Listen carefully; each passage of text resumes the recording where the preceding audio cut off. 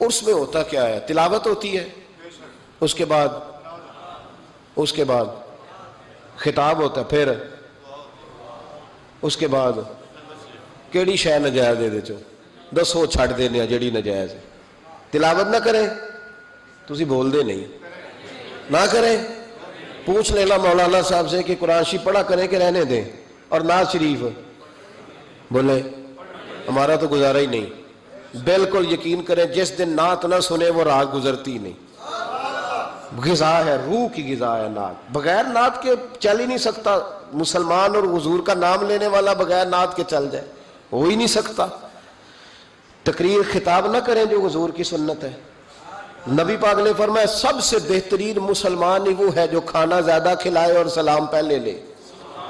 تو کھانا نہ کھلائے، حضور کے طریقے پہ عمل نہ کریں۔ کہتے ہیں جی کچھ باتیں غیر شرعی آ گئی ہیں، کچھ باتیں لہذا عرس بند کر دینے چاہیے۔ یونیورسٹیوں میں لڑکے اور لڑکیاں اکٹھے پڑھتے ہیں، شرعی ہے کہ غیر شرعی ہے؟ بول کے بتائیں یار۔ تو یونیورسٹیاں بند کرانے کا فتویٰ کیوں نہیں دیتے مولانا صاحب؟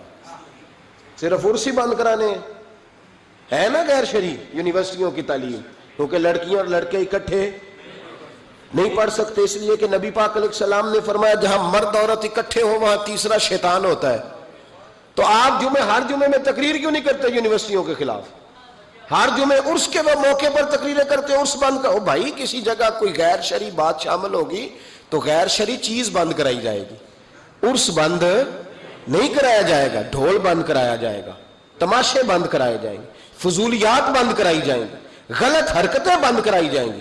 عرس بند، عرس تو بڑے بھائی فیض کا ذریعہ ہے، عرس تو فیض کا ذریعہ ہے، یہ کیے جائیں گے، یہ منائے جائیں گے۔ اولیاء اللہ کے تذکرے، اور دیکھو کان ادھر سے نہیں پکڑتے ادھر سے پکڑتے، کہتے ہیں ہم جی برسی کرتے ہیں۔ تو برسی کس صحابی کی منائی گئی تھی بتاؤ؟ عجیب چکر ہے، لوگوں کو پریشان کرتے ہو، امت میں تفریق ڈالتے ہو۔ میرے عزیزو، رسول پاک علیہ السلام کے امت کے جو اولیاء ہیں ان کے آراس منائے جاتے ہیں، اس میں جو غیر شرعی چیزیں ہیں وہ بند کی جائیں گی، وہ نکالی جائیں گی، ختم کی جائیں گی۔ ہم ہر روز ہر موقع پر ان چیزوں کی مخالفت کرتے ہیں۔ اعلیٰ حضرت فاضل بریلوی رحمت اللہ تعالیٰ نے فرمایا عرس پہ جاؤ قرآن پاک پڑھو۔ اب مرید یہ سمجھتا ہے کہ یہ پیٹی امرود کی لے جاؤں گا تو مجھے فیض زیادہ ملے گا، تلاوت نہیں کرتا پیر صاحب کے لیے، بالکل سپارہ نہیں کھولتا، یہ کام نہ مجھ سے کراؤ، وظیفہ نہ پڑھاؤ، درود شریف نہ پڑھاؤ، کہتا پیٹی ایک لے لو میرے سے امرود کی، اسی پہ گزارا چلاؤ۔ او خدا کے بندے کو، حضرت مجدد الفسانی رحمت اللہ علیہ کا عرس ہوتا ہے، اب بھی جس کو موقع ملے جا کے ہندوستان میں سران شریف دیکھ لے، کوئی نعت نہیں، کوئی تقریر نہیں، صرف قرآن پاک پڑھا جاتا ہے۔ ان کے صاحبزادے کہتے ہیں میرے ابا جی کو قرآن پاک سے پیار ہی بڑا تھا، جو میرے والد کی قبر پہ آئے قرآن پاک پڑھے۔ بہت سارے مزاروں پہ ہم جاتے ہیں، میں جس علاقے کا سفر کرتا ہوں، میرے اساں فرمایا کرتے تھے وہاں کا ولی اس علاقے کا سربراہ ہوتا ہے، پہلے اسے سلوٹ کرو۔ میں جاتا ہوں جس علاقے میں جاتا ہوں اس علاقے کے ولی کے مزار پہ جاتا ہوں۔ میں چشتیاں گیا، مہار شریف خواجہ نور محمد مہاروی رحمت اللہ علیہ کے مزار پر میں نے حاضری دی، آپ یقین کریں کلیجہ پھولوں کی طرح ٹھنڈا ہو گیا۔ جو جہاں غلطیاں ہیں وہ تو لوگ روز بیان کرتے ہیں، پر جہاں اچھائیاں وہ بھی تو بیان کرنی چاہیے نا۔ خواجہ صاحب کے مزار کی چاروں جانب بیٹھ کے بچے قرآن پاک کی تلاوت کرتے ہیں اور سارا دن قرآن پڑھا جاتا ہے۔ مدرسہ خواجہ صاحب نے زندگی میں قائم فرمایا میرا دل کرتا ہے میرے دائیں بائیں قرآن پاک پڑھا جائے۔ تو یہ بھی بات سناؤ نا، وہاں کی بھی تصویر چڑھاؤ، یہ بھی لوگوں کو بتاؤ کہ ایسے بھی دربار ہے جہاں سارا دن قرآن پڑھا جاتا ہے۔ یہ آپ کے پاکستان میں چشتیاں جا کے تجربہ کر لیں، لیکن لوگ اچھی باتیں بیان کرنے کو تیار ہے۔ وہ ایک ملنگ سجدہ کر رہا تھا تو میں نے کہا وہ جاہل ہے، وہ کرے سجدہ تو کرتا رہے، ہمارا اس سے کیا تعلق؟ علم کی بات کرو، کسی سمجھدار آدمی کی بات کرو۔ آپ ان پڑھ بندہ اٹھا کے لے آئیں گے اور دلیل بنائیں گے اس کو۔ میرے رسول پاک علیہ السلام کی امت کے اولیاء کے مزار پہ چادر چڑھائی جاتی ہے۔ بڑی ذمہ داری سے کہہ رہا ہوں، جس نے لڑائی کرنی ہو کوئی حرج نہیں، ہم پہلے بھی بڑا تیار رہتے ہیں باتیں سننے کے لیے۔ اعلیٰ حضرت سے پوچھا گیا قبر پر چادر چڑھانی جائز ہے؟ فرمایا صرف ایک، صرف فرمایا اگر بوسیدہ ہو جائے، پھٹ جائے، یا کسی کا بدلنے کا ارادہ ہو، ہوتا ہے نا تبرکن، وہ اتار لیتے ہیں، تو نہیں۔ پھر فرمایا 2 چادریں قبر پہ چڑھانا جائز یہ میرے اعلیٰ حضرت کا فتویٰ ہے. فاضل بریلوی فرمایا کرتے تیرا بڑا دل کرتا ہے نا تو تو اس چادر کے عوض 2 جوڑے خرید کے کسی غریب کو دے اور اس کا ثواب صاحب مزار کو دے دے. کتنی چادریں بولے؟ میں ایک جگہ پہ گیا تو اتنی قبر اونچی نہیں تھی جتنی چادریں تھیں. تو میں نے ان سے کہا اتار دو، دلیل بھی دی، کوئی نہ ماننے لگے. اب ہر آدمی کا اپنا مزاج ہے نا سوچنے سمجھنے کا. وہاں ایک ملنگ بیٹھا تھا جو زیادہ ہی سادہ تھا. میں نے کہا اتار دے چادریں، بابا جی کو کون سی سردی لگ رہی ہے جو اتنی چادریں ڈال دی، اتار دے. لیکن لوگ ماننے کو تیار نہیں ہوتے. ایک چادر چڑھائیں گے مزار پر، ہاں مزار پر پھول ڈالیں.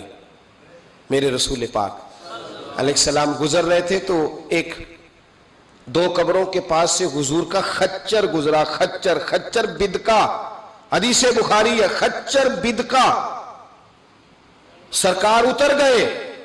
حضور نے فرمایا یہ خچر بھلا کیوں بدکا ہے میرا؟ ان 2 قبروں پہ عذاب ہو رہا ہے. قبروں کے اندر عذاب ہو رہا تھا. جس خچر پر حضور بیٹھ جائے اسے بھی اللہ غیب کی نظر عطا فرما دیتا ہے. اسے بھی سمجھ آ گئی کہ اندر عذاب ہو گئے. خچر پر حضور بیٹھے. حضور صلی اللہ علیہ وسلم نے فرمایا 2 پر عذاب ہو رہا ہے. اور وجہ کیا ہے؟ ایک بندہ پیشاب کے چیٹوں سے نہیں بچتا تھا، دوسرا غیبت کرتا تھا، لہذا عذاب ہو رہا ہے. بچنا چاہیے نا ان دونوں چیزوں سے. میرے حبیب پاک نے فرمایا 2 ٹہنیاں توڑ کے لاؤ. 2 ٹہنیاں لائی گئی، حضور نے قبر پہ ڈال دی. فرمایا جب تک یہ خشک نہیں ہوں گی قبروں کے عذاب میں تخفیف رہے گی. قبر پہ پھول ڈالے، پھول جب تک تر و تازہ رہیں گے عذاب میں تخفیف رہے گی. بات کی سمجھ آ گئی؟ اب تو لوگ کہتے ہیں دلیل دو جی، قبر پہ بیٹھ کے قرآن پڑھنا جائز ہے. لو دلیل سن لیں، مشکات کی حدیث ہے. میں نے کہا تھا جلدی جلدی میں آپ کو ساری باتیں سے، مضمون یہ بڑا طویل ہے، ہر پہلو پر بات کھول کے کی نہیں جا سکتی. قبر پر کھڑے ہو کے قرآن پڑھنا یا تلاوت کرنا یا اصحال ثواب.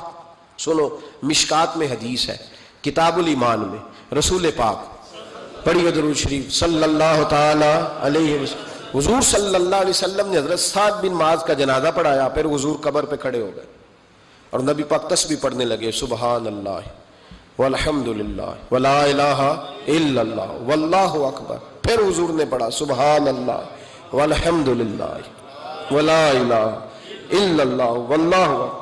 حضرت انس بن مالک کہتے ہیں حضور کے چہرے کا اچانک رنگ بدلا، آنکھوں میں آنسو آئے.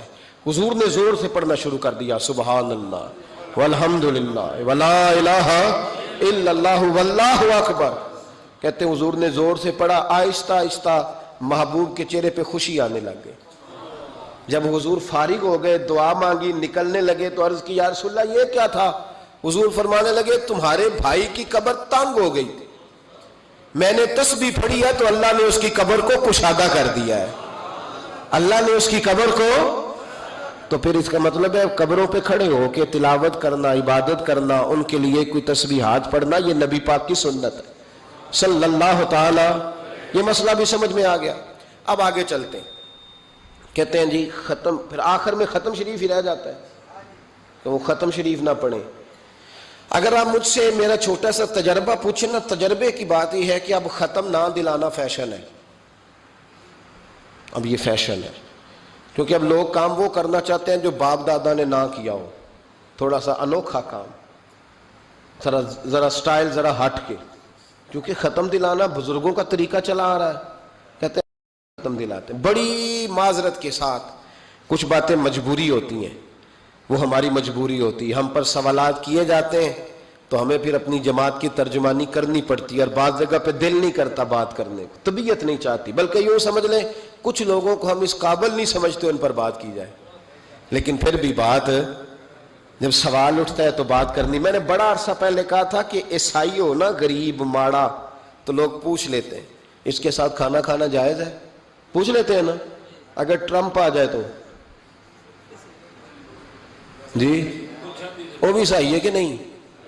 بولے یہ جو آپ کے وہ آتے ہیں وزیر خارجہ وہاں سے، یا ان کا کوئی رکن پارلیمنٹ آتا ہے تو آپ کے وزیر اعظم وزیر خارجہ ان کے اعزاز میں ظہرانہ دیتے ہیں نا.